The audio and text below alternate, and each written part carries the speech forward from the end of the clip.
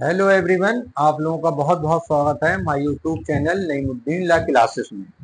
और हम भारतीय न्याय संहिता 2023 पढ़ रहे हैं। आज हम भारतीय न्याय संहिता 2023 की धारा 46 यानी सेक्शन 46 पर आ गए हैं। कल की वीडियो ने आपने सेक्शन 45 पढ़ी होगी, उस पर एक डीपली वीडियो बनाई जाएगी, वो कम समय की है तो उसको दोबारा आप देख लीजिए।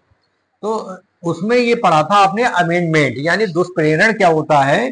तो मैंने समझाया था इससे पहले जो धारा 45 है उसमें बताया गया दुष्प्रेरण यानी अमेंडमेंट। तो दुष्प्रेरण तीन प्रकार से हो सकता है, उकसाने द्वारा, षड्यंत्र द्वारा और सहायता द्वारा।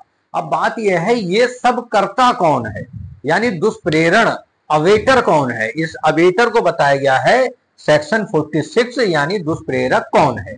तो देखिए ये क्वेश्चन आपसे आ सकता है दुष्प्रेरण के बारे में किस धारा में प्रावधान किया गया है, तो सेक्शन 45। और दुष्प्रेरक कौन है ये किस धारा में बताया गया है, ये बताया गया सेक्शन 46 में। इसको आप इंग्लिश में भी याद कर लीजिए, अवेटर यानी अवेटर किस में है, सेक्शन 46 में। इस सेक्शन 46 में 5 स्पष्टीकरण दिए गए हैं। ये पांचों बहुत महत्वपूर्ण स्पष्टीकरण हैं, पांचों आपको पढ़ना है डायरेक्ट से भी और वीडियो भी पूरी देखकर समझना है। इसको देखते हैं धारा 45 में क्या बताया गया है कि अवेटर कौन है। तो धारा 45 में ये कहा गया है कोई व्यक्ति अपराध का दुष्प्रेरण करता है, ठीक, यानी भाई अपराध का दुष्प्रेरण करेगा तभी तो वो होगा दुष्प्रेरक करता है, जो या तो अपराध कारित करने का या ऐसे कृत्य का कारित करने का जो अपराध होता, यदि वह उसी आशय या ज्ञान से किया जाता है तो दुष्प्रेरक का है। यदि अपराध कारित करने के लिए विधि द्वारा समर्थ व्यक्ति द्वारा किया जाता है, मतलब जो दुष्प्रेरण कर रहा है ये अवेटर, ये विधि द्वारा समर्थ भी होना चाहिए, विधि द्वारा समर्थ, बिना इसके इसको अवेटर नहीं मान सकते। अब पहला स्पष्टीकरण देखते हैं क्या कहता है।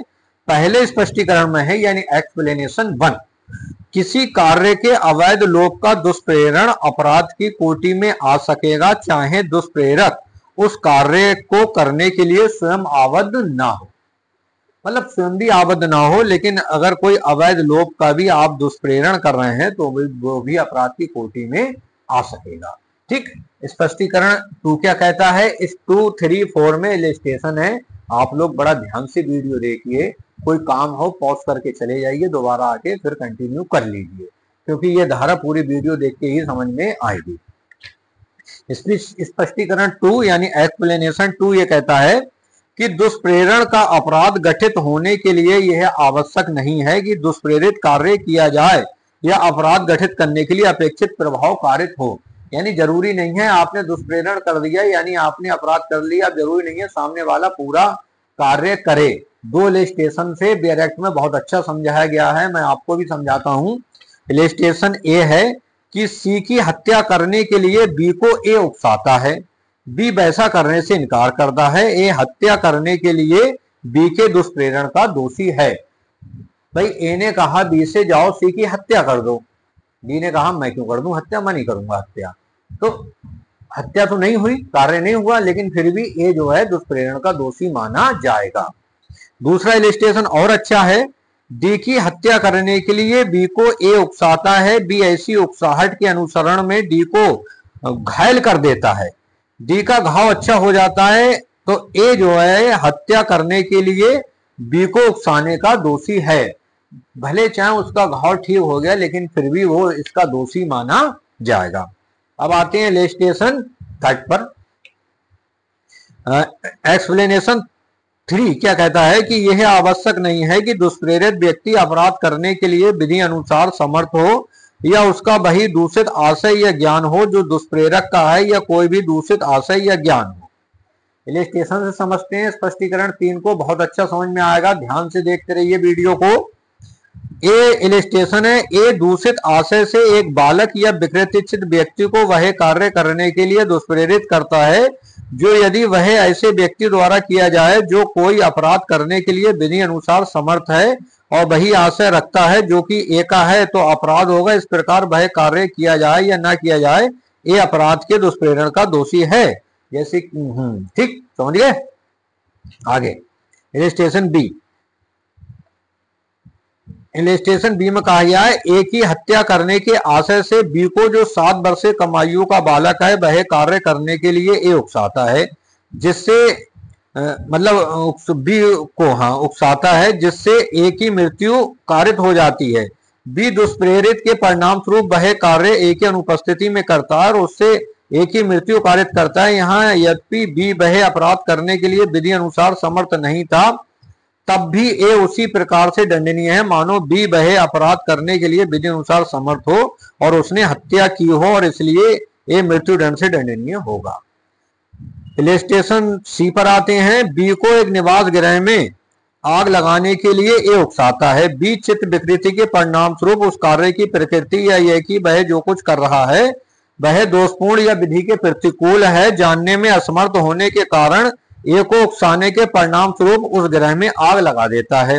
बी ने कोई अपराध नहीं किया है किंतु ए का निवास गृह में आग लगाने के अपराध के दुष्प्रेरणा का दोषी है और उस अपराध के लिए उपबंधित दंड से दंडनीय है। अब देखो इस इलस्ट्रेशन में ये तो कहा गया जो ए है वो बी को कहता है एक घर में आग लगा दो। अब बी विकृति चित्त है, वो अपने कार्य की प्रकृति और परिणाम को नहीं समझता है लेकिन वो आग लगा देता है। तो जो ए है वो तो समझ रहा है ना आग लगने से दृष्टि हो जाएगी, तो ए उतना ही दोषी है जैसे उसने स्वयं आग लगाई हो। यही इलस्ट्रेशन सी में बताया गया है। अब इलस्ट्रेशन डी देखते हैं। ए चोरी कराने के आशय से बी के कब्जे में से बी की संपत्ति के लिए सी को उकसाता है। सी को यह विश्वास करने के लिए ए उत्प्रेरित करता है कि वह संपत्ति एक ही है। बी उस संपत्ति का इस विश्वास से कि वह संपत्ति एक ही है सी के कब्जे में से सद्भाव पूर्वक ले लेता है। बी इस भ्रम के अधीन कार्य करते हुए उसे बेईमानी से नहीं लेता है, इसलिए चोरी नहीं करता है, किंतु ए चोरी के दुष्प्रेरण का दोषी और उसी दंड से दंडनीय है कि मानो बी ने चोरी की हो।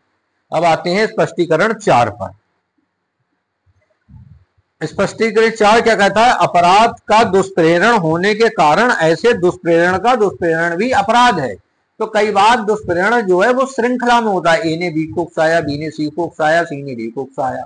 अब यहाँ पर किस किस को अपराधी माना जाए यही चीज जो क्लियर है वो स्पष्टीकरण 4 करता है। जैसे सी को ए जो है वो सी की हत्या करने के लिए ठीक है बी को उकसाता है। बी तदनुकूल सी की हत्या करने के लिए बी को मतलब डी को उकसाता है और डी के उकसाने के परिणाम स्वरूप एक अगला आदमी उसकी हत्या कर देता है। तो जो हत्या करेगा तो उसको उकसाने के लिए सारे के सारे दोषी माने जाएंगे। अब आते हैं स्पष्टीकरण 5 पर। ये स्पष्टीकरण 5 है। क्या कहता है? षड्यंत्र द्वारा दुष्प्रेरण का अपराध करने के लिए यह आवश्यक नहीं है कि दुष्प्रेरक उस अपराध को करने वाले व्यक्ति के साथ मिलकर उस अपराध की योजना बनाए। यह पर्याप्त है कि उस षड्यंत्र में सम्मिलित हो जिसके अनुसरण में वह अपराध किया जाता है। तो इसका एक इलस्ट्रेशन और है, इसको उसी तरह से पढ़ रहे हैं, गड़बड़ हो जा रहे हैं आदमी। जैसे या को विष देने के लिए का एक योजना खा के साथ मिलकर बनाता है। यह सहमति हो जाती है कि का विष देगा, खा तब यह वर्णित करते हुए गा को वह योजना समझा देता है कि कोई तीसरा व्यक्ति विष देगा, किंतु का नाम नहीं लेता। गा विष प्राप्त करने के लिए सहमत हो जाता है और उसे प्राप्त करके समझाए गए प्रकार से प्रयोग में लाने के लिए खा को परिदत्त करता है। का विष देता है, परिणाम स्वरूप या की मृत्यु हो जाती है। यहाँ यदि का और गा ने मिलकर षड्यंत्र नहीं रचा तो भी गा उस षड्यंत्र में सम्मिलित रहा है जिसके अनुसरण में या की हत्या की गई है, इसलिए गा ने इस धारा में परिभाषित अपराध किया है और हत्या के दंड से दंडनीय माना जाएगा। तो देखिए ये थी सेक्शन 46। इस धारा को आप पूरा डायरेक्ट में पढ़ लीजिए, इसके इलस्ट्रेशन पढ़ लीजिए, पूरी वीडियो को आराम से देख लीजिए। कोई चीज समझ में नहीं आई हो कमेंट जरूर करिए, अच्छी लगी हो तब भी कमेंट करिए, कोई वीडियो में कमी हो तब भी कमेंट करिए। वीडियो देखने के लिए धन्यवाद।